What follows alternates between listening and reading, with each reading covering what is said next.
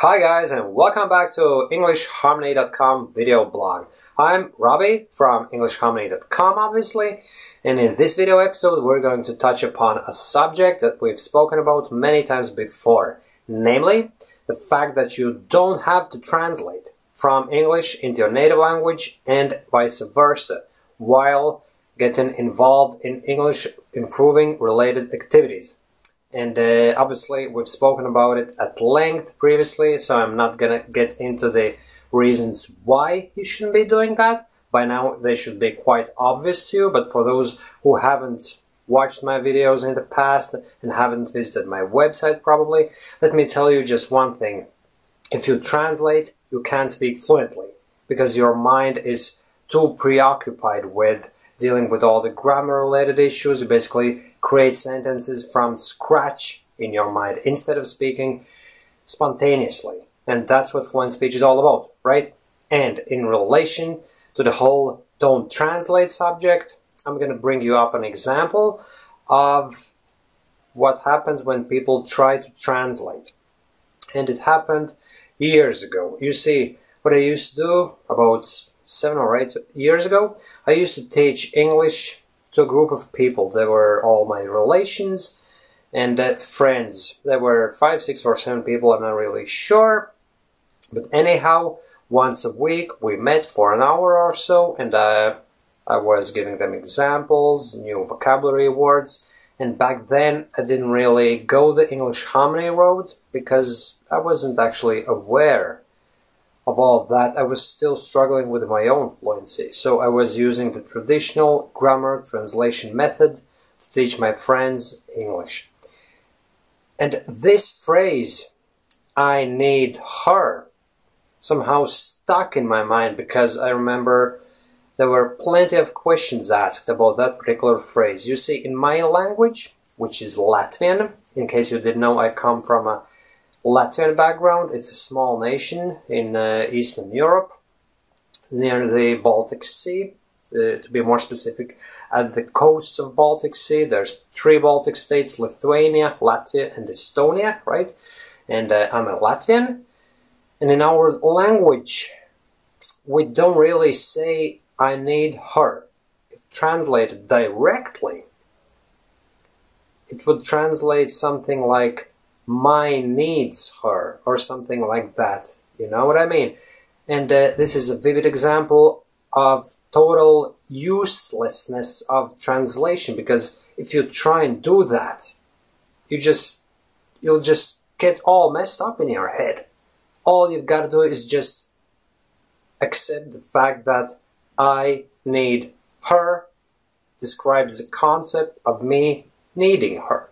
And you don't have to try and put that concept in your native language words, because chances are, if you try and do that, just like my friends and relatives try to do during our English lesson, all of a sudden they just can't grasp the concept.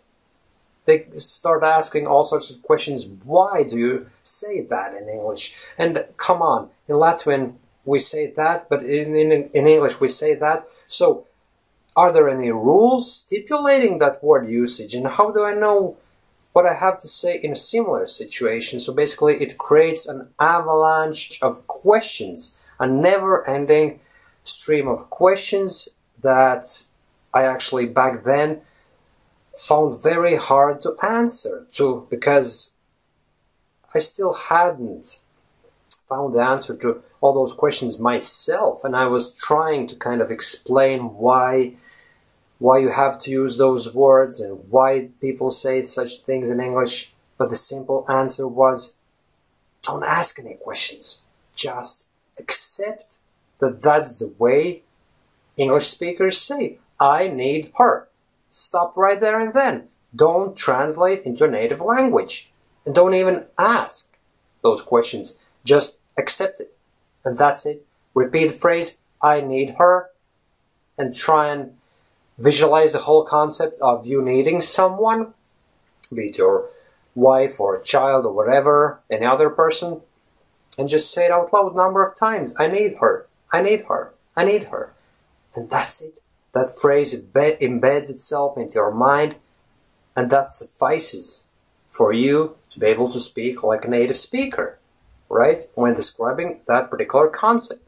Whereas if you keep asking the question, but why do you say that? You just keep confusing yourself.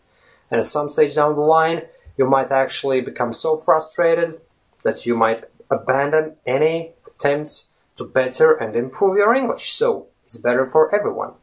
It's better for the teacher, for yourself, if you just stop asking those questions. But obviously, if you are tutored by a teacher who follows the traditional road of teaching English, they will actually try and explain all those concepts, and they will actually facilitate all such questions. And on many occasions they will leave those questions unanswered and leave you wondering why it's like that.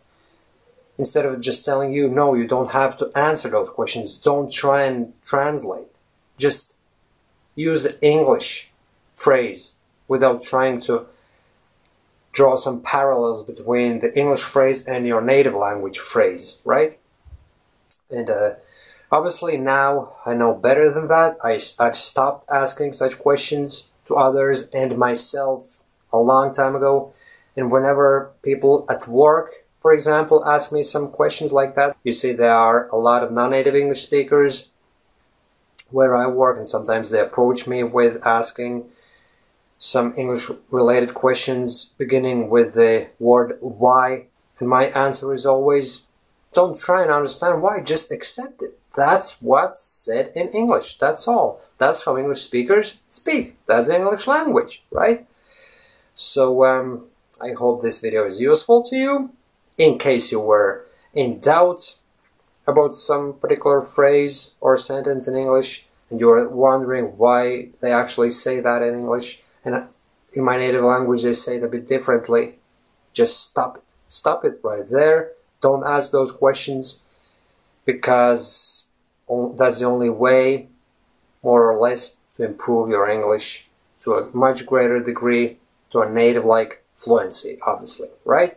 Thanks for watching, my friends, and don't hesitate to publish any questions or comments you may have in the comment section below. Thank you, and bye-bye!